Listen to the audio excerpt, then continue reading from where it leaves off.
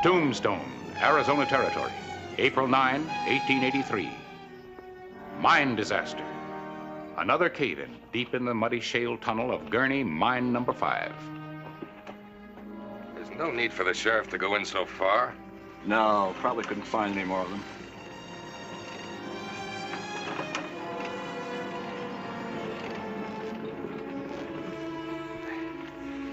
He's still breathing.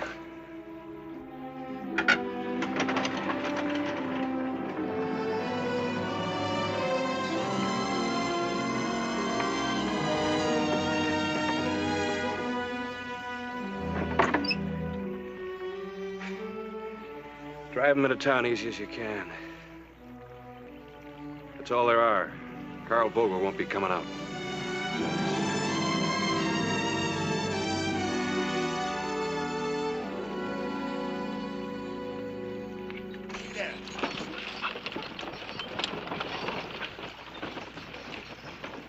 All accounted for, Hollister? Yeah, except for Vogel. Tunnel caved in at least 50 feet this side of where he was working. Get the rest of them back to work, Mr. Jameson. I want a new shaft north from the cave-in. You're not sending them back into that death trap, are you? This is the third cave-in this spring. 7 men, Mr. Gurney. I'm not forcing anybody to work for me. If they can find other jobs, let them. Get started, Mr. Jameson. All right, men. Let's get moving. Back to work, everybody.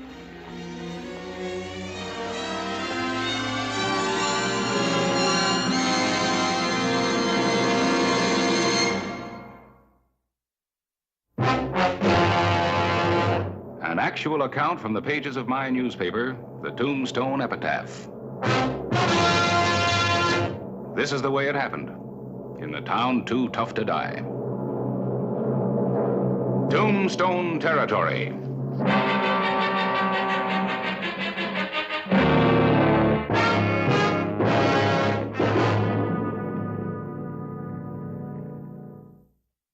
Another mine disaster in Tombstone. Anson Gurney, owner of the mine, had a ready answer. Open another shaft, continue the work at any price, including human life. Harris, there has to be a law to stop these disasters. In Gurney's mine and all the mines. A man can't be without reason. He's without conscience. How can we get a law? Territorial legislature isn't in session. And, of course, with Gurney's influence. You know, the rest of the territory isn't interested. Even Tombstone doesn't care, except for the miners and their widows. Oh, we can make them care. We'll write out the provisions of a law and let the Epitaph sell it. Well, we can try it. Maybe we can scare Gurney into closing up number 5. Anybody you two could scare couldn't amount to much.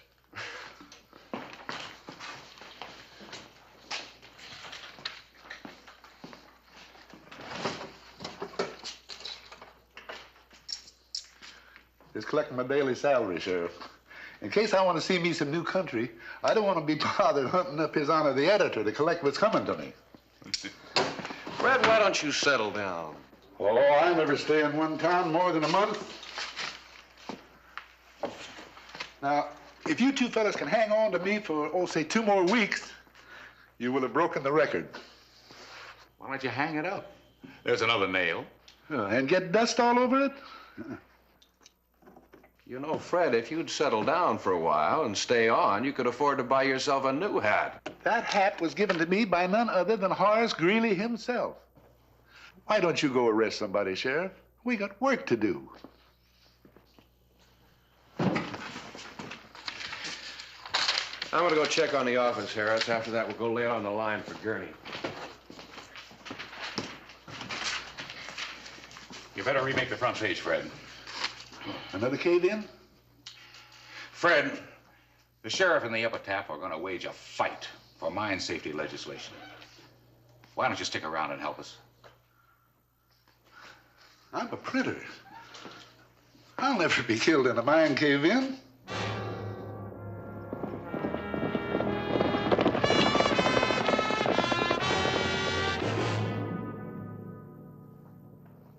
Well, I'm afraid you're wasting your time, Sheriff.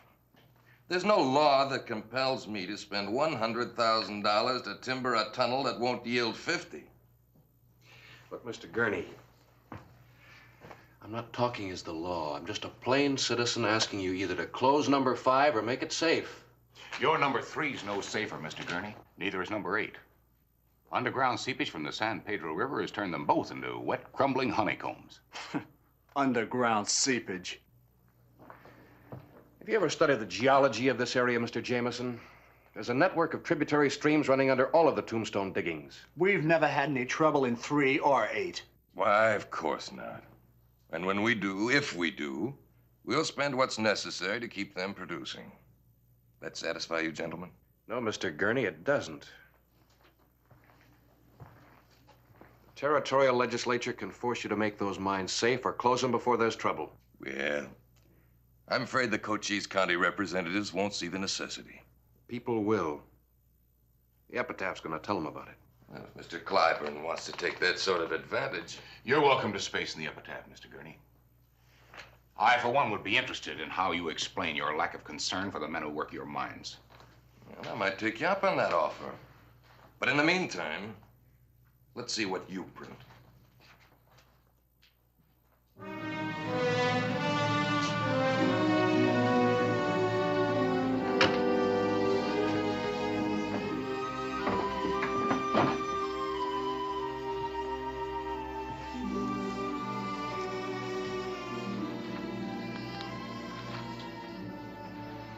I guess I finally taught you how to write a headline.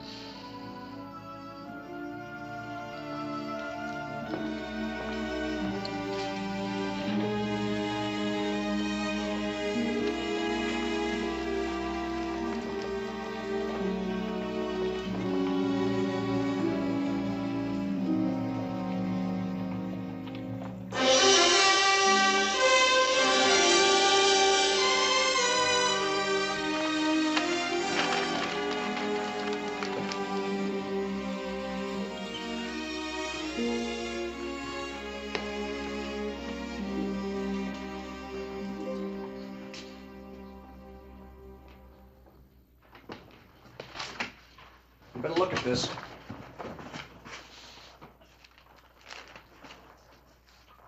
That's a lot of signatures, Mr. Gurney. Well, then a few $1,000s spent to nullify them is very little. The territorial legislature goes back into session in a week. The Cochise County boys are not introducing mine safety legislation. The Epitaph's got circulation all around the territory. Circulation, yes, but no influence where it counts. Well,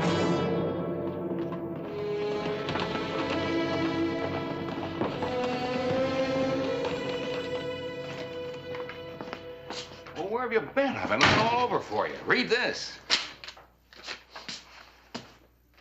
From the governor. Epitaph proposals deserve immediate legislative action. Suggest you meet in Tucson Thursday with delegates from Pima, Maricopa, Gila, and Coconino counties. Assure you sympathetic hearing and my personal backing. Harris, we got him licked. Close to it, I'd say. Thought you might be interested, Sheriff. His Honor the Editor dashed off someplace like his coattail was embroidered with dynamite. You sure didn't waste any time getting these out. Epitaph will meet top lawmakers.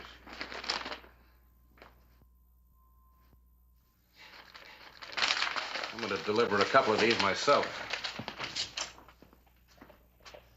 Mr. Gurney. I was just coming out to your place.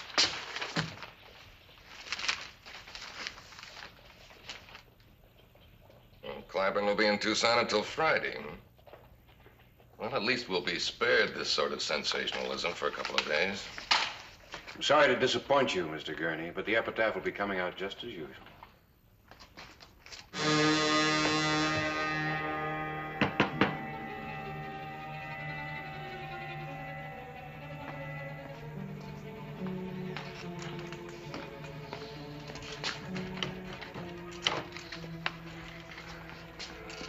I don't think I've had the pleasure, gents.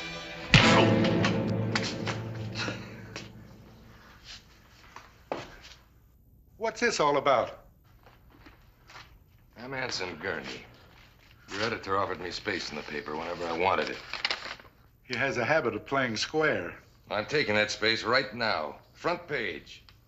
Oh, you'll notice the article says, by Harris Claibourne. Well, that's right. It's all about me. Sort of a reflection of Claiborne's own opinion. If I print this under Claiborne's byline, you'll have a libel suit against him. A pip of the libel suit.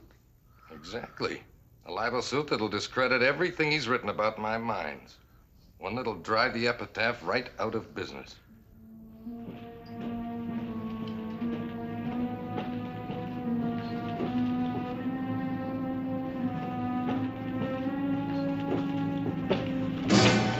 Sheriff? He makes his rounds about 2 or 3 o'clock. He probably won't stop in. And again, he might. One wrong move out of you, and both of you get it. One wrong move.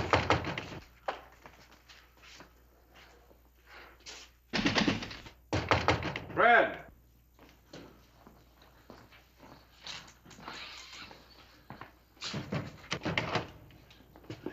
Look, I'm busy. I got a paper to get out. Yeah. Any word from Harris? Look, why don't you go arrest somebody, Sheriff? You know, now I know why you never stay anyplace very long. You're antisocial.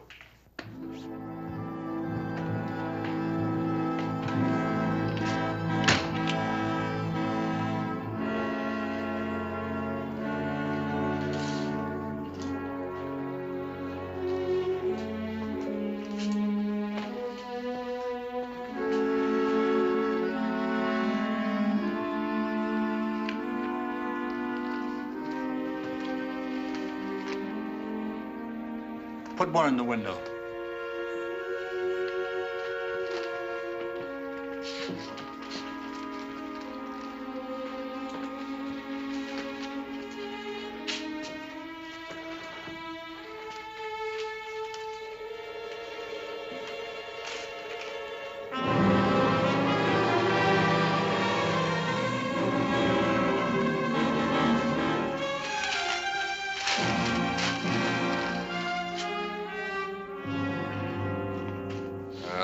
Fine. Now, how'd you like $500 and a fast horse?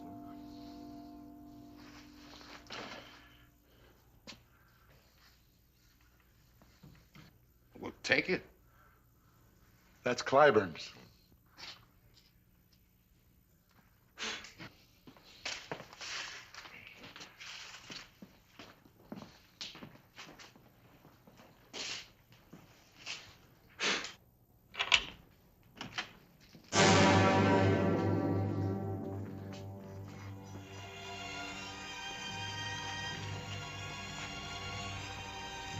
$500 and a fast horse.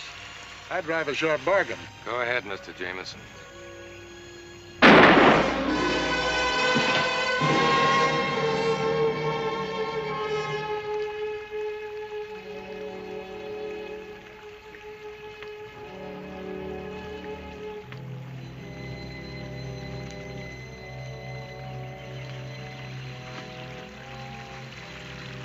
Dynamite?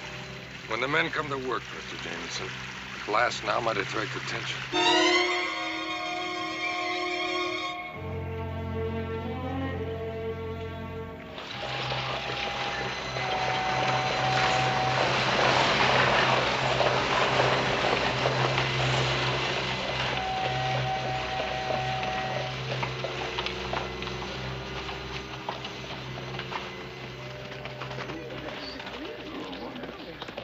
It just couldn't have gone better, Clay. The bill will be introduced at the opening session of the legislature, and it's sure to pass. If we keep on fighting.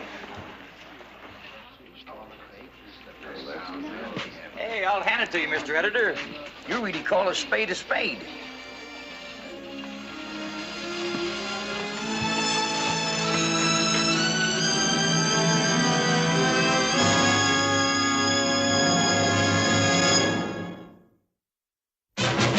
April 12, 1883.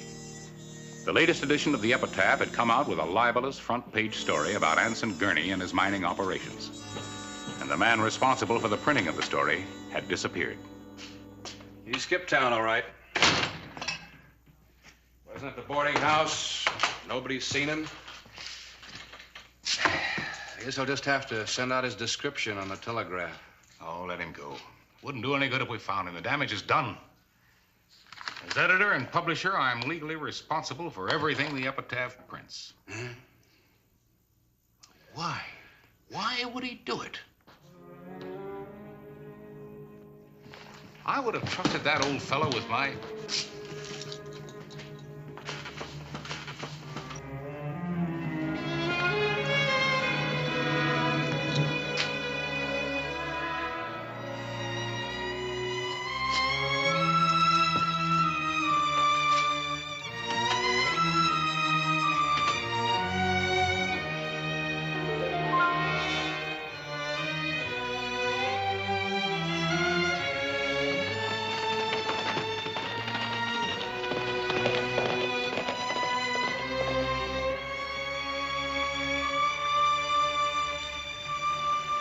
Get in there about 20, 30 feet and touch it off. Understand?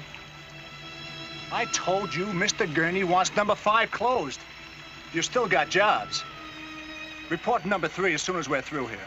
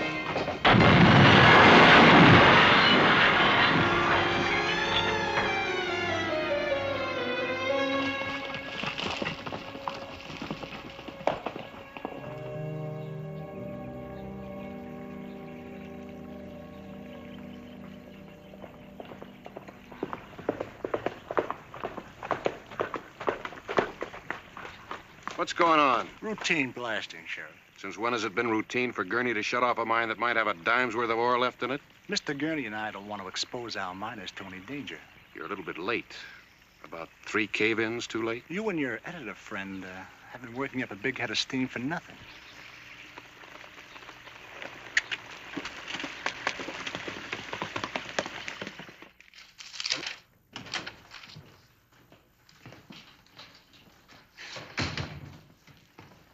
Gentlemen? I believe you know Martin Tyre. Yes, indeed, Mr. Tyre. I just retained him as my attorney.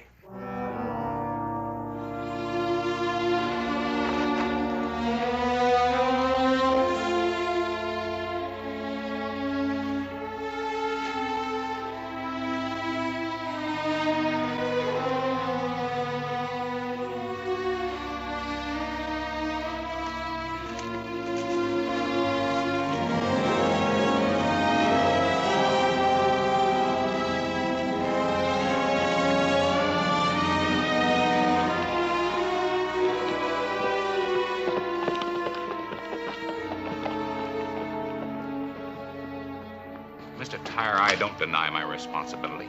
I do deny any prior knowledge of that article. I was in Tucson when it appeared. Now, I'll be happy to print a retraction. I demand legal vindication. Your vicious irresponsibility is going to be exposed to the entire territory. I'm filing suit in Mr. Gurney's behalf for $100,000.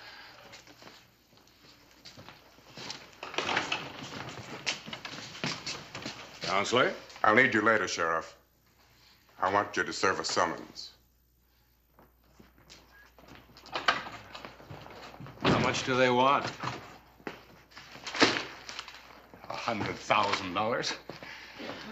Man, I couldn't even meet a judgment for $5,000. Well, maybe you won't have to. Well, I wish you could tell me how. Look, Harris. Fred wouldn't leave town without his hat and his watch unless he couldn't help himself. There's only one logical explanation for this. Gurney is trying to kill our mine legislation, and with you in Tucson, he saw his chance. I think he forced Fred to print that article and then killed him. Well, what makes you think that? If he killed him, where's the body? They've sealed off Gurney number 5 with dynamite. Sealed it off for good just before I got there. Well, then, if your hunch is right, Fred's body's in that mine shaft. Yeah. What good's a hunch you can't prove? But I got another hunch. After I left the mine, I rode over to the San Pedro River. I found what I was looking for. A man's body was hung up in the rocks. Who's, Fred's? I thought you said you didn't find him. It wasn't Fred's. But if my hunch is going to pay off, I'll need his hat and a bucket of water.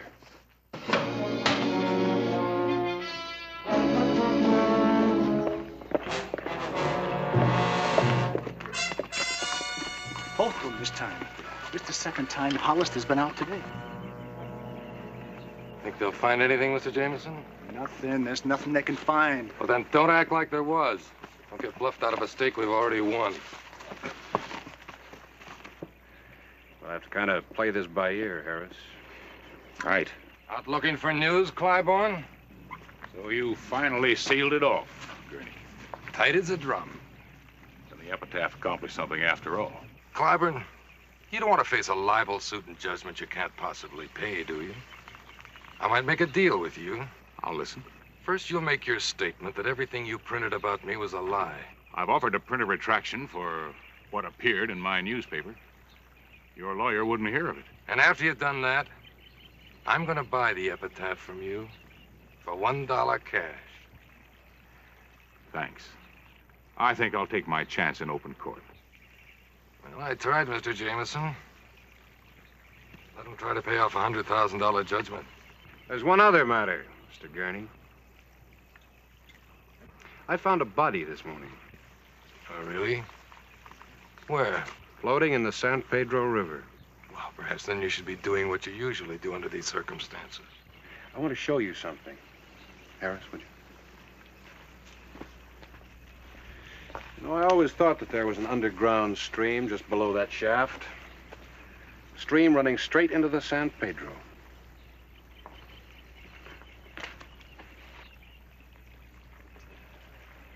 Thanks, Harris. It's still wet. Whose is it? Belonged to an old printer on the Epitaph.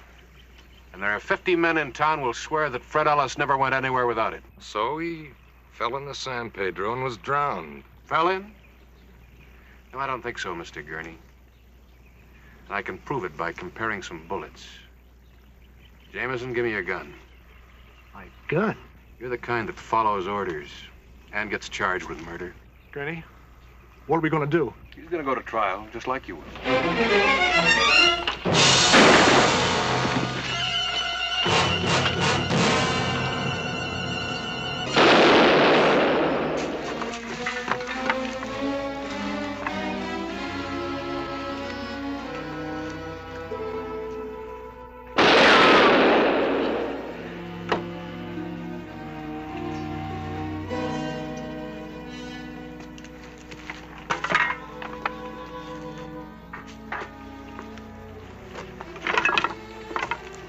Harris, give me your knife.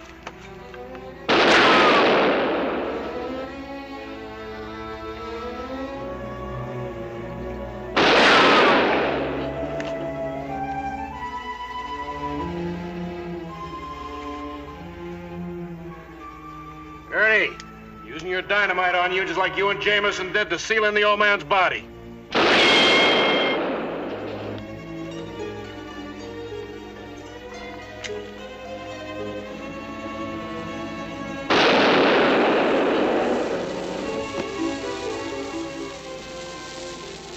It's a 20-second fuse. Throw your gun out first if you're coming. Maybe you'd like to die like you let your miners die in a cave-in. I'm coming out. Put it out! Put it out! Put it out yourself. It's just a fuse. But it's gonna blow a confession out of you. Jameson killed him. I didn't do it. Jameson did what you told him to. He wasn't smart enough to plant that article in the Epitaph. Oh, by the way, the man that you and Jameson murdered's still in the mine. But the body in the river. There was a body. And in a way, you killed him, too. We couldn't find Carl Vogel after that cave-in last week, you remember? When they pass those mine safety regulations, I'll send you a copy of the Epitaph announcing it. Don't trouble yourself. Well, it's no trouble. I've got a wide distribution, even as far as Yuma Prison.